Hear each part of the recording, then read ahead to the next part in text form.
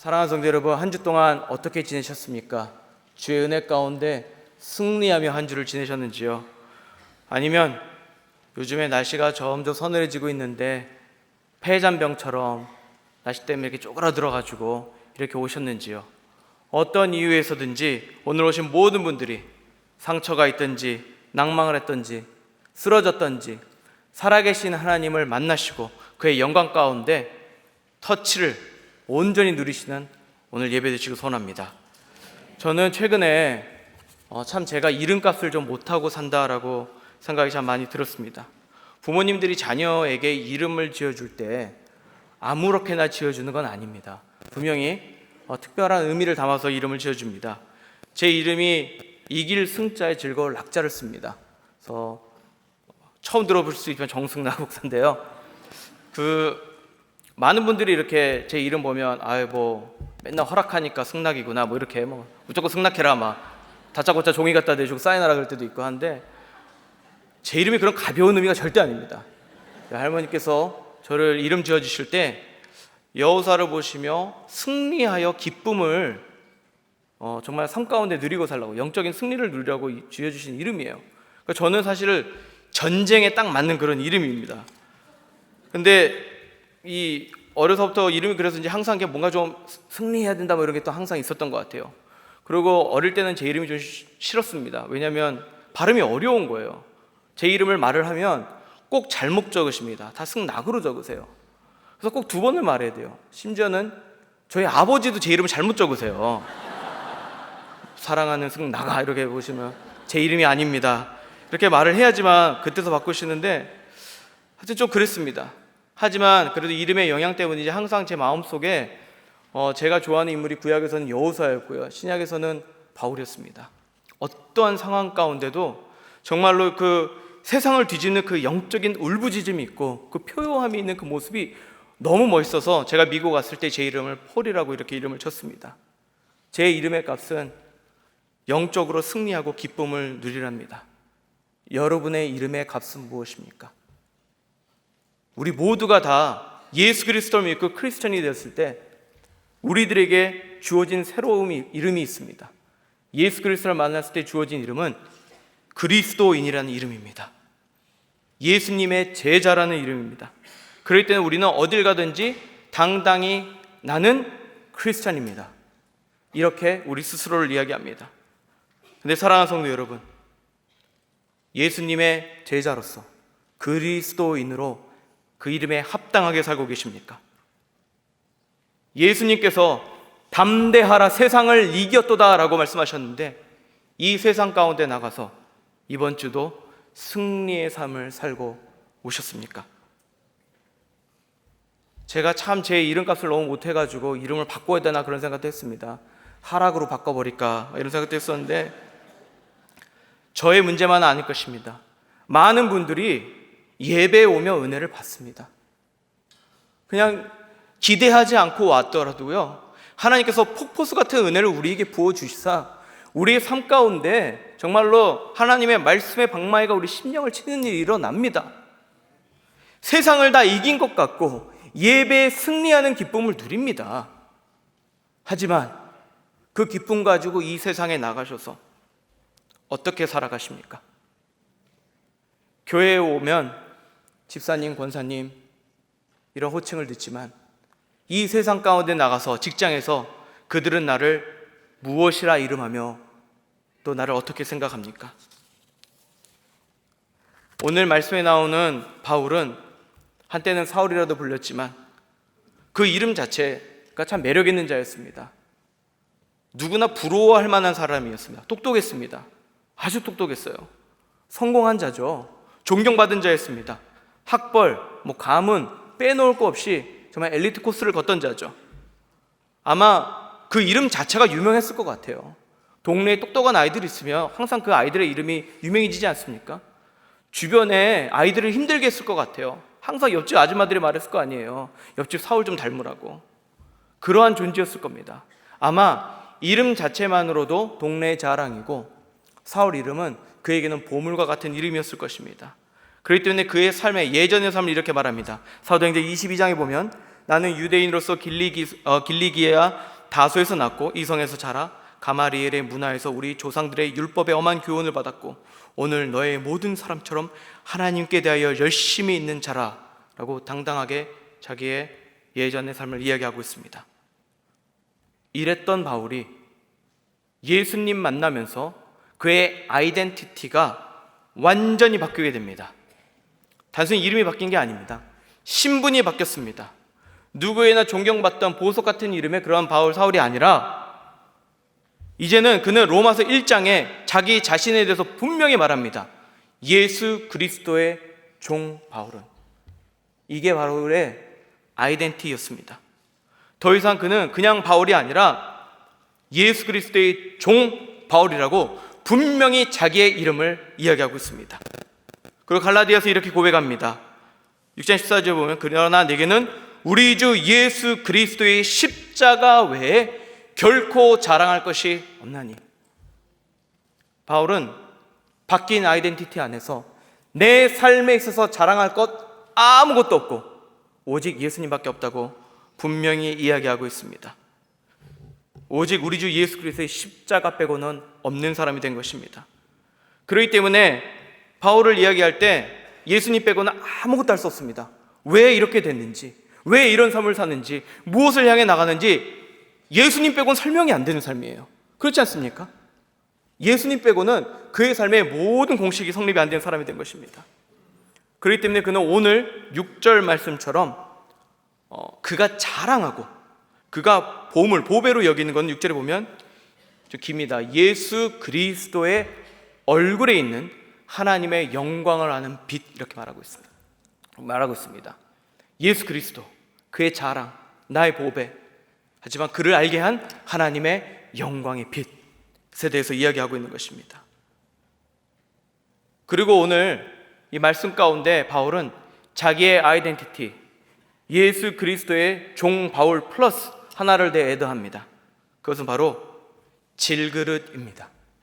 그리고 이 질그릇은 오늘 이 시대를 살아가는 우리들에게도 필요한 우리의 이름입니다. 우리는 우리의 이름을 예수 그리스도의 종뿐만 아니라 질그릇, 누구 이렇게 불러야 할 필요가 분명히 있습니다. 오늘 7절 말씀은 왜 하필 질그릇이어야 되는가, 거기에 대해서 이야기하고 있습니다. 우리 다 함께 한번 읽어보겠습니다. 우리가 이 보배를 질그릇에 가졌으니 이는 심히 큰 능력은 하나님께 있고 우리에게 있지 아니함을 알게 하려 함이라. 질그릇, 그러니까 혹시나 집에 이렇게 이쁘게 세워놓는 그런 웨이스나 이런 뭐라 그럴까요? 아주 이쁜 병 같은 거를 생각하실 수도 있겠습니다. 하지만 여기 질그릇은요, 그런 게 아닙니다. 아주 값어치가 없는 겁니다. 그냥 툭 치면 그냥 금이 가고 깨지고 버려도 문제 없는 게 질그릇입니다. 이 시대로 따지면요, 짐락백처럼 일회용품, 일회용 용기, 디스포서블한 게 바로 이 질그릇이라고 할 수 있겠습니다. 그렇기 때문에 이 고고학자들이 발굴을 하면서 땅을 파면요, 수도 없이 나오는 게 질그릇이에요. 너무 많기 때문에 가치도 별로 없는 것, 이것이 바로 질그릇입니다. 그렇기 때문에 지금 사도 바울이 자기의 정체성에 관해서 그리스도의 종하고 또 다른 것을 얹히고 있는데, 질그릇 하면 좀 괜찮은데 거기다가 일회용 용기 이런 느낌이면 좀 너무 심한 게 아닌가, 그래도 우리가 크리스천인데, 이런 느낌이 들 수 있을지도 모르겠습니다. 하지만 바울이 그 자신을 질그릇이라 표현한 이유가 분명히 있습니다. 왜? 바로 우리의 삶은 정말 질그릇 같기 때문입니다. 툭 치면 금이 가고 톡 치면 눈물 나고 조그만 바람이 불어와도 내 마음은 딴 곳으로 갈 것 같은 그러한 질그릇 같은 삶이 우리 아니겠습니까? 오늘 말씀의 8절 9절을 보면요, 이 질그릇이 당해야 할 운명, 숙명, 어떠한 삶을 사는가에 대해서 나오고 있습니다. 우겨쌈을 당하고 박해를 받고 거꾸로 닦임을 당하고 이러한 모든 일들이 일어난다고 하는 것입니다. 이게 바로 질그릇인 우리의 삶 가운데 일어날 수밖에 없는 핍박과 시험과 여러 가지 어려움이라고 할 수 있겠습니다. 그런 의미에서 질그릇이라는 이 단어는 참 잘 어울립니다. 우린 너무나 연약하기 때문입니다. 하지만 정말 중요한 이유는, 왜 질그릇을 이곳에 썼냐는 그 이유는 바로 질그릇, 어떠한 포장, 용기가 아니라 그 안에 들어있는 핵심적인 보물이 중요함을 드러내기 위해서입니다. 저희 집에도 보물이 있습니다. 뭐 이렇게 대단한 건 아니고요. 제가 아내에게 프로포즈 할 때 주었던 반지입니다. 근데 제 아내가 좀 부담스러운지 끼지는 않습니다. 근데 제가 어느 날 이사하려고 이렇게 보다 보니까요, 그 반지가 이렇게 신문지에 쌓여 그게 널브러져 있더라고요. 저 되게 섭섭했습니다. 화가 막 이렇게 올라오더라고요. 단순히 제가 아내에게 준 이유만은 아닙니다. 사실 그 반지는요, 특별한 의미가 있었습니다. 저희 어머니가 이제 제가 제 어머니에게 제가 평생을 함께하고 싶은 자매가 있어서 프로포즈 하겠다고 그랬더니 너 반지는 있냐 이렇게 물어보시더라고요. 그래서 제가 그랬습니다. 이 자매는 반지 보고 결혼할 자매가 아닙니다. 나만 보고 내가 좋다고 그렇게 말해서 제가 결혼해 주는 겁니다. 이렇게 말을 했습니다. 그랬더니 웃기고 있네. 너가 여자를 너무 모른다 이러시면서 말씀하시는데, 저희 어머니 이야기를 하시더라고요. 저희 어머니가 결혼하실 때 저희 아버지가 정말 너무 가난해서 눈에 보일 듯 말 듯한 그런 가느다란 반지를 주신 거예요. 그걸 주시면서 손을 꼭 잡고 그랬다고 하십니다. 나중에 큰 거 사준다고. 근데 그 후로 안 사줬다고, 결국 못 받았다고 하시면서 너는 그러지 않길 바란다 이러시더라고요. 근데 그러면서 저에게 이렇게 꽁꽁 쌓아둔 돈을 주셨는데, 저는 그 돈의 출처를 알거든요. 그 당시 그 미국 경제가 너무 어렵습니다. 리만 브러더스 사건이 일어나면서 모든 상점들이, 가게들이 다 문 닫을 때였고, 저희 어머니도 가게를 클로징하는 그런 단계였거든요. 그래서 정말 아무것도 남은 게 없는데 그 중에서도 그걸 갖다가 이렇게 해가지고 정말 뺄 게 없는 곳에서 그걸 갖다 모으셔서 10여 년의 그 모든 비즈니스의 클로징을, 반지를 만들 돈을 저에게 주신 것입니다. 근데 그걸 제가 어떻게 받겠습니까? 제가 알잖아요. 우리 어머니가 어떻게 밤낮으로 일을 했는지. 그 땀이 묻은 돈 아닙니까? 소중한 노동의 흔적이 묻은 그런 귀한 돈이잖아요. 미국 생활의 아픔과 애환이 담긴 그 돈을 어떻게 제정신이라면 그 반지 하나랑 바꿀 수가 있겠습니까? 근데 제가 그때 좀 미쳐가지고 그냥 받아버렸습니다. 그냥 급하더라고요. 이러면 안 되겠다 싶어서. 그래서 제가 어머니 손을 꼭 붙잡고 제가 약속을 했습니다. 10년 뒤에 갚겠다고요. 10년이 지났습니다. 저희 어머니는 아마 이렇게 말씀하실지 모릅니다. 그 애비나 그 아들이나 약속은. 제가 제 아내에게 프로포즈한 반지는 그냥 프로포즈가 아닌 거예요. 이 가정의 땀과 눈물, 그리고 그 모든 게 농축된 그런 반지인데, 신문지에 대충 쌓여서 널브러져 있는. 그렇다고 저희 집 와서 나중에 그런 거 찾고 그러지 마세요. 너무 화가 나서 이제 막 그렇게 말을 했더니 막 화가 치밀더라고요. 어떻게 이럴 수가 있냐, 이 반지를 가지고. 그랬더니 제 아내가 그렇게 말을 하더라고요. 가장 귀해서 신문지에 싸뒀다고. 이게 무슨 말이 안 되는 소리입니까? 근데 그 말을 하는 거예요. 누가 우리 집에 들어와도 가져갈 데도 별로 없는데 이 신문지에 쌓여있어도 쳐다도 안 본다고. 가장 안전하다고. 이게 맞습니다. 반지가 무엇에 쌓여진지 중요합니까? 어떤 것에 포장되어 있는지는 중요하지 않습니다. 중요한 건 무엇입니까? 그 안에 있는 반지입니다. 사도 바울이 왜 질그릇이라는 단어와 보배라는 단어를 같이 썼냐면, 이 질그릇이 어떠한 가치가 있든지 아무 상관이 없기 때문입니다. 보배인 이 보물에만 가치가 있기 때문에 그는 그렇게 이야기한 것입니다. 정말로 질그릇 같은 이 사도 바울의 삶 가운데 나도 모르게 보배가 들어왔습니다. 6절에 보면 이렇게 말합니다. 어두운 데서 빛이 비치리라 말씀하셨던 하나님께서 예수 그리스도의 얼굴에 있는 하나님의 영광을 하는 빛을 그 안에 넣으셨다 그래요. 하나님의 영광을 질그릇에 넣어주셨다라고 말하고 있는 겁니다. 그리고 이 하나님의 영광은 예수 그리스도라는 빛이잖아요. 빛입니다. 빛. 상상할 수 없이 밝은 빛입니다. 그게 이 질그릇 안에 들어왔다는 거예요. 근데 여기서 아주 역설적인 관계가 드러납니다. 만약에 하나님의 영광이 이 세상 가운데 드러나기 위해서는요, 이 질그릇은 단단하고 두꺼우면 아무것도 일어날 수가 없습니다. 만약 하나님의 영광이 이 질그릇에서 세상을 향해 비추기 위해서는 이 질그릇은 금이 가고 깨어지고 구멍이 나서 망가져야지만 빛이 새어나올 수 있는 것입니다. 마치 상상해보면 항아리 하나가 있는데 금이 가고 구멍이 이렇게 한두 개 있는데 그 안에 촛불을 넣어놨습니다. 깜깜한 밤이 되면 아마 세밀하게도 빛이 흘러나오지 않겠습니까?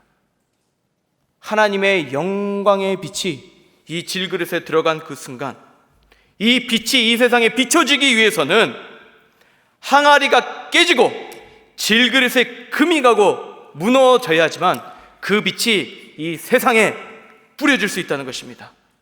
너무나 아이러니한 일이 아닐 수 없습니다. 깨어져야지만 하나님의 영광 받으신다는 겁니다. 여러분, 이것이 우리가 기대한 삶입니까? 우리가 예수 믿으면서 어떠한 삶을 기대했습니까? 하나님 안에서 세워지는 삶, 예수님 믿고 내 삶이 더 빛나는 삶, 영광 돌리는 삶, 예수 그 이름 안에서 풍성하고 형통하고 복된 삶이 우리가 기대하던 그런 삶 아니었습니까? 그런데 지금 오늘 말씀 뭐냐면요, 하나님의 영광이 드러나기 위해서는 철저하게 깨어져야 된다고 지금 말씀하고 있는 것입니다. 근데 저도 동일하게 생각했던 것 같아요. 제 어린 시절에 제 신앙을 보면 항상 하나님의 영광을 위해 살겠다고 입버릇처럼 말했습니다. 교회만 가면 너 왜 사냐? 하나님의 영광을 위해서. 그냥 자동적으로 나왔던 것 같아요. 그리고 생각했습니다. 공부 열심히 하자, 좋은 잡 갖자, 돈 많이 벌자. 그래서 뭐 하게요? 이 질그릇 같은 내 인생에 은그릇처럼 조금이라도 빛을 내면 하나님이 기뻐하지 않겠는가? 내가 열심히 노력해서 이 질그릇 같은 인생에 예수 그리스도 만나서 은그릇 되고 예수님 안에서 금그릇 되면 반짝반짝하니까 하나님이 좋아하지 않겠는가? 이렇게 생각했던 경우가 너무 많았습니다. 하지만 이것은요, 정확하게 오늘 말씀과 반대가 되는 말입니다. 내가 예수 그리스도를 만나 질그릇이 은그릇이 되고 그 은그릇이 금그릇이 되는 이러한 것이라면 이것이 바로 하나님의 영광을 가로채는 범죄, 도둑질인 것입니다. 생각해 보십시오. 하나님의 영광은 스스로 빛을 발하십니다. 가리실 수 있습니까? 어떠한 것도 그 영광의 강체를 가릴 수가 없습니다. 찬란하고 영롱한 빛입니다. 근데 그 빛을 내 질그릇 안에 꽁꽁 숨기고 남들이 알아주길 원하는 거예요. 어떻게 알아주겠어요? 깨져가는 질그릇에 막 뭐라도 칠해보고 금색깔도 입히고 이래가지고 어떻게든지 좀 남들에게 눈에 보이기 좋은 곳으로 만들고자 하는 거 아니겠습니까? 도저히 남들에게 내어놓을 수 없는 그런 것인데도 불구하고 반짝반짝해서 사람들이 알기를 원해주는 것, 하나님의 광채가 그냥 드러나게 되면 되는데 그걸 안 하고 하나님의 영광을 가로채는 이 모든 것들, 도둑입니다. 하나님의 영광을 훔치는 도둑입니다. 근데 사실 우리 교회 열심히 사역하면서 어때요? 은근히 칭찬받기 원하지 않습니까?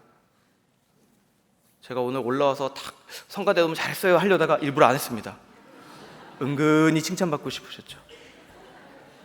그렇잖아요. 교회에서 사역을 열심히 해, 부엌에서 열심히 해, 은근히 한마디 듣고 싶지 않습니까? 권사님 최고, 이런 거? 솔직히 그렇잖아요.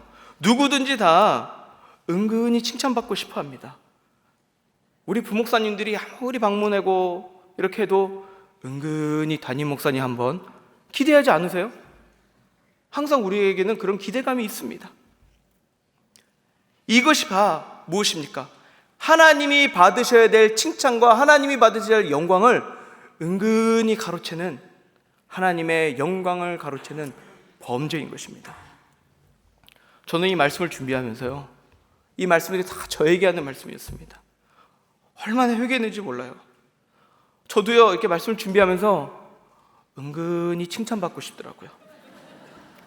내 내면 속에 그게 있습니다. 깜짝깜짝 놀래요.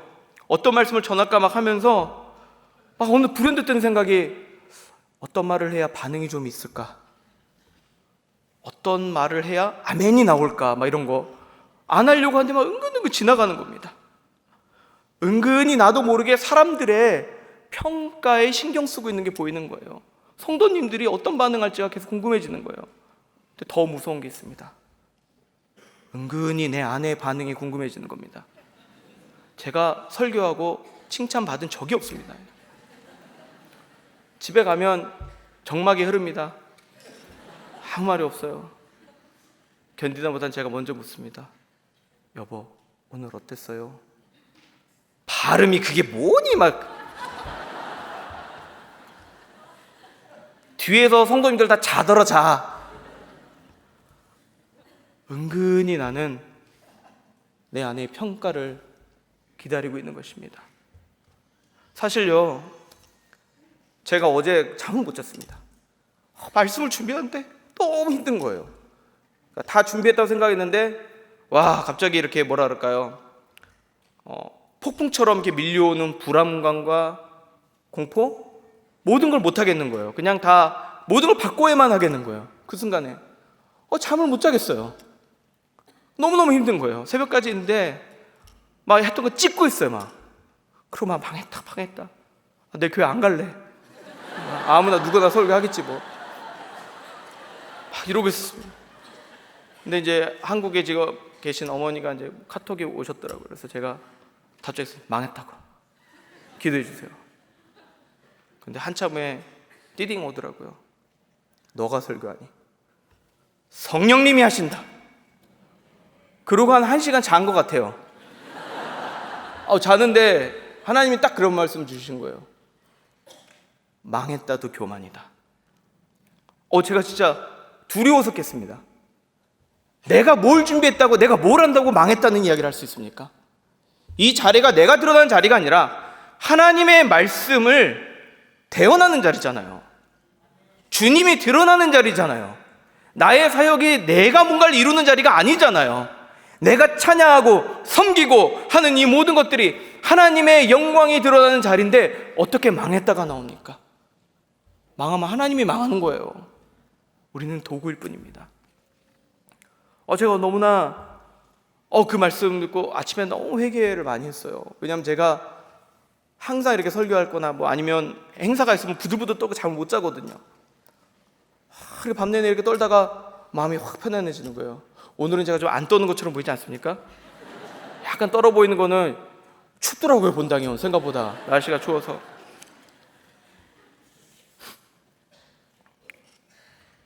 왜 우리가 이 세상에 나아가서 승리하는 삶을 못 삽니까?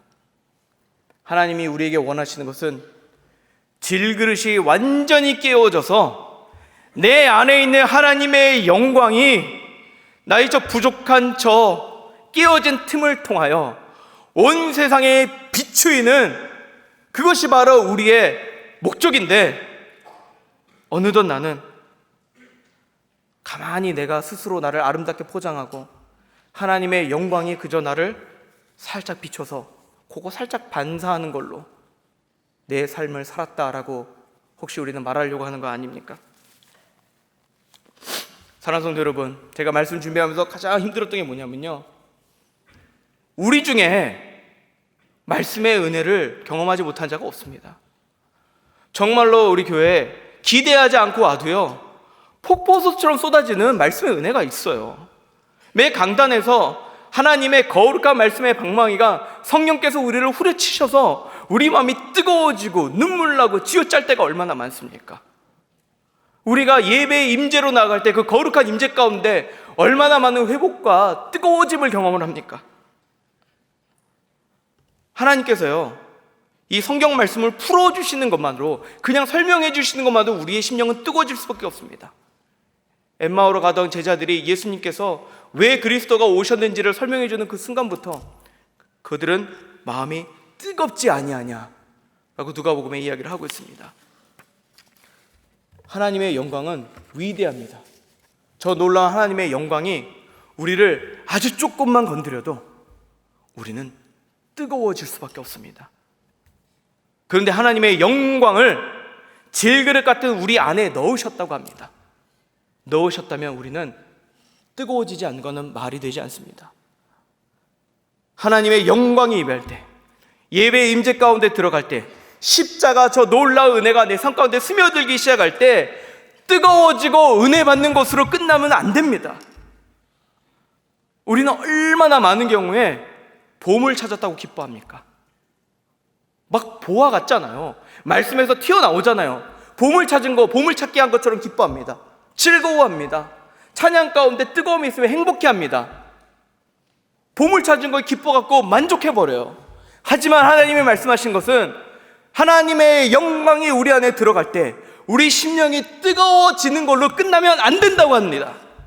하나님의 영광이 우리 질그릇 안에 들어갈 때 뜨거워져서 손만 들어 올리는 것이 아니라 깨져야 한다고 말씀하십니다. 하나님의 영광이 우리 질그릇 안에 임재할 때, 내 삶이 은혜로 채워지고 내 삶이 주체 못할 눈물이 흐르기 시작할 때, 그때가 바로 우리는 깨어져야 할 때입니다. 내 입술에서 회개가 나오기 시작하고 탄식의 울음이 일어나기 시작할 때, 그때는 그걸로 끝나는 게 아니라 우리는 철저하게 주 앞에서 깨어져야 한다고 분명히 말씀하고 있습니다. 그렇기 때문에 우리는 질그릇이라고 씁니다. 사도 바울은 왜 자기 스스로를 질그릇이라고 레이블링을 했을까요? 예수 그리스도의 종뿐만 아니라 처절하게 값어치 없이 깨어져야 되는 존재이기 때문에 질그릇이라 부른 것입니다. 사랑하는 성도 여러분, 우리의 이름 앞에 질그릇의 이름값이 있습니까? 아니면 나는 조금 거룩하고 조금 멋있고 아름다운 그런 병으로서 하나님의 임재를 담고 싶어 하십니까?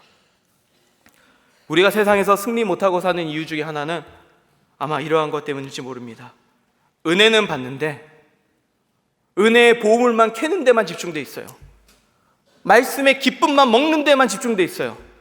찬양을 누리고 드리는 것만 집중돼 있어요. 하나님의 영광이 우리 안에 임재했을 때 깨어지지 아니하면 절대로 승리할 수 없습니다. 사랑하는 성도 여러분, 살아가면서 얼마나 억울한 일이 많으세요? 가만히 있어도 막 억울한 일이 생기잖아요.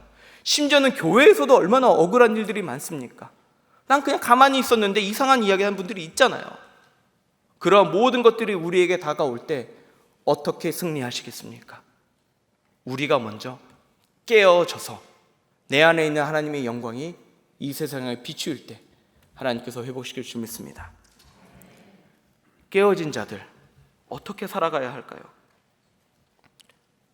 깨어져라 깨어져라 하는데 사실 여기 계신 분들 중에 깨지지 않은 분이 어디 있어요? 대부분 다 이제 밑바닥까지 내려가서 이제 깨져서 나올 가루도 없을 정도로 깨진 삶을 사는 분들이 얼마나 많습니까? 그리고 너무나 쉽게 강단에서 깨지란 말 하는 게 얼마나 야속하세요. 지는 깨져 봤나? 막 이렇게 막 드실 거 아니에요. 솔직히 그렇잖아요. 우리의 인생의 풍파 가운데 내 깨진 이 모든 상황을 아는 사람이 누가 있습니까? 나의 고난, 나의 눈물, 이 슬픔 아는 사람 나밖에 없는 거죠. 맞아요. 저도 제 입술로 이렇게 뭐 아무 근거도 없이 막 깨져라 이런 말 하기가 너무 힘들어요. 하지만 분명히 하나님께서 우리를 질그릇으로 만들어 주셔서 그 안에 영광이 임재했을 때 깨어지길 원하십니다. 근데 어떻게 깨어지길 원하는가? 오늘 우리가 8절 9절 말씀을 또 보면요, 이 어마어마한 상황 아닙니까? 우겨쌈을 당하고 이게 뭐예요? 막 눌러대는 거예요. 막 이 병을 깨치려고. 그런데 쌓이지 아니하고 답답한 일을 당해도 낙심하지 아니하고 막 우리를 후려치는 일들이 일어나는데 깨어지지 아니하고 있는 거예요. 지금 이 모든 상황이 어떻게 이럴 수가 있는가? 10절에 이것에 대해서 말씀이 나옵니다. 10절 우리 다 함께 읽겠습니다. 우리가 항상 예수의 죽음을 몸에 짊어짐은 예수의 생명이 또한 우리 몸에 나타나게 함이라. 뭐라고 말씀하고 있습니까? 어떻게 우리가 일어날 수 있는 겁니까? 우리 안에 뭐가 있기 때문에요? 예수의 생명이 그 안에 있기 때문입니다. 여러분, 우리는요 금이 가고 깨어져도 그 정도 되는 삶이지만 예수님께서는 우리 깨진 삶 가운데 생명을 넣어주시기 위해서 어떠한 일을 하셨어요? 그 몸이 깨어지고 부서지는 것뿐만 아니라 완전히 찢겨서 모든 피를 다 그냥 흘리실 정도의 그러한 상황을 거치시고 우리 안에 예수님의 생명을 심어주지 않으셨습니까? 그렇기 때문에 우리는요, 깨어져도 죽지 않습니다. 깨어져도 망하지 않습니다.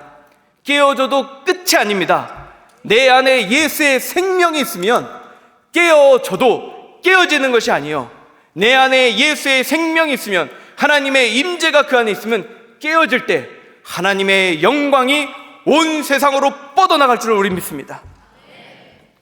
그러면 이 깨어지는 삶을 어떻게 살아야 할까요? 많은 고민이 있어요. 깨어지자 하고 내려갈 수는 없잖아요. 어떻게 깨어지는 삶을 살아가는가? 근데 하나님이 주시는 것이 이것입니다. 우린 깨어질 자잖아요. 질그릇처럼 깨어질 자라면 우리의 삶 가운데 내일은 없습니다. 만약 우리가 앞으로 나아질 자라면 내일이 있어요. 앞으로 세워질 자라면 내일이 있습니다. 하지만 우리는 어떠한 자예요? 철저하게 질그릇처럼 깨어져서 하나님의 영광을 바라야 하는 자입니다. 그 말은 무엇입니까? 오늘이 마지막인 것처럼 살아야 한다는 것입니다. 그렇기 때문에 사도 바울은 그 밑에 날 14절을 보면 부활에 관해서 이야기해요. 마지막 때에서 이야기해요. 부활을 믿어야 하고 마지막 때를 믿어야 하고 이 삶에 오늘 사는 나의 삶이 끝인 것처럼 살아야만 우리가 살아갈 수 있기 때문에 하는 것입니다. 세상 사람들은요, 인생에 거친 풍파가 몰아오고 힘들면 뭐합니까? 텔레비 보면 뭐예요?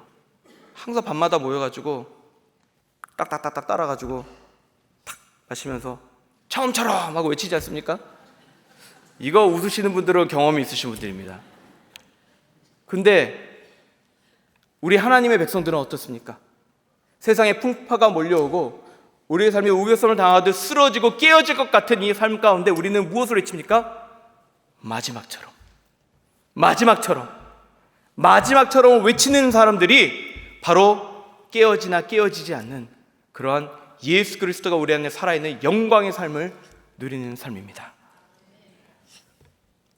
요즘 저희 집 애들이 말을 안 듣습니다. 둘째가 미운 6살, 누구를 닮았는지 잘 모르겠습니다. 저 닮은 딸은 잘해요. 네. 우리 아들은 잘 모르겠습니다.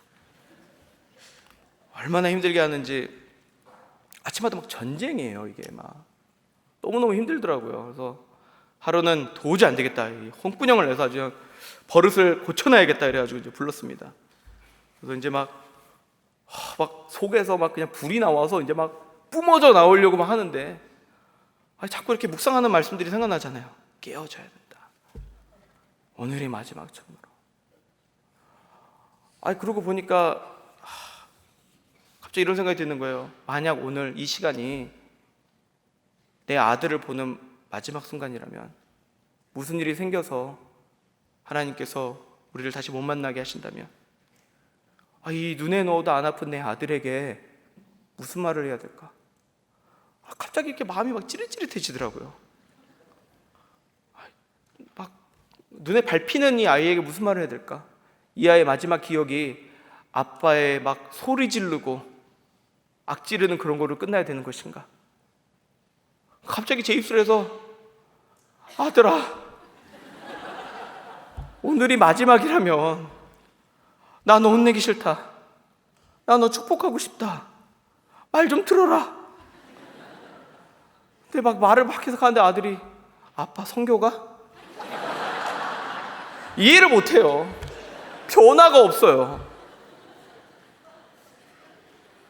하지만 사랑하는 성도 여러분, 오늘이 마지막이라면 우리 삶이 어떻겠습니까?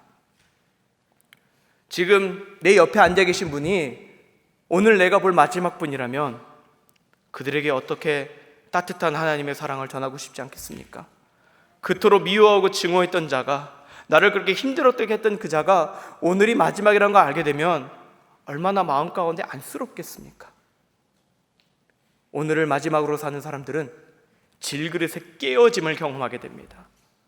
오늘이 마지막으로 사는 사람들은 남편을 봐도 미워하는 말을 못하게 됩니다. 아멘. 네. 마찬가지잖아요. 오늘을 마지막처럼 사는 사람들을 아내를 위해 설거지 한번 못 해주겠어요? 이거 아무도 안 해요. 아멘 안 하시잖아. 남자분들은 안 해요. 우리의 오늘 삶이 질그릇처럼 깨어져야 될 마지막 삶이라면 우리의 삶은 분명히 달라질 줄 믿습니다. 또 우리가 말씀 가운데 하나 발견하는 보화는 17절 말씀을 저희가 한번 보려고 합니다. 17절 말씀에 보면 우리가 잠시 받는 환난에 경한 것이라고 되어 있습니다. 경한 것이. 이게 무슨 말이에요? 아까 8장 9절에 나온 우겨 선배님 어마어마한 이 세상 가운데 어려움들을 환난에 경한 것, 가벼운 것이라 이야기하고 있습니다. 그렇게 수많은 어려움들이 막 정말 태풍처럼 몰려오고 있는데 이걸 뭐라 그래요? 가벼운 것이란 말이에요. 환난에 가벼운 것이래요. 근데 거기에 반대되는 언어가 나옵니다. 뭐라고 나옵니까? 영광에 중한 것. 하나님의 영광이 무겁다고 이야기하고 있습니다. 이게 말이 안 되지 않습니까? 하나님의 영광을 우리는 빛으로 계속 받습니다. 어떻게 빛이 무거움이 있을 수가 있겠습니까? 빛은 무거움이 없는 겁니다. 하지만 저 놀라운 하나님의 영광이 우리의 삶을 갖다가 적시기 시작하면 우리는 비교할 수 없고 상상할 수 없는 그 영광의 능력을 맛보기 시작한다면 그 영광의 무게는 이 세상의 그 어떤 어려움도 가볍게 만들어버리는 하나님의 임재의 무게인 것입니다. 그걸 영광의 무게라고 보는 것이에요. 그 영광의 무게가 우리 삶 가운데 들어오기 시작하면 지금까지 조그만 것에도 흔들리고 조그만 것에서 쓰러지는 나의 삶 가운데 영광의 무게가 내 삶의 무게의 중심을 잡기 시작하면 쓰러졌던 자가 일어나게 되는 겁니다.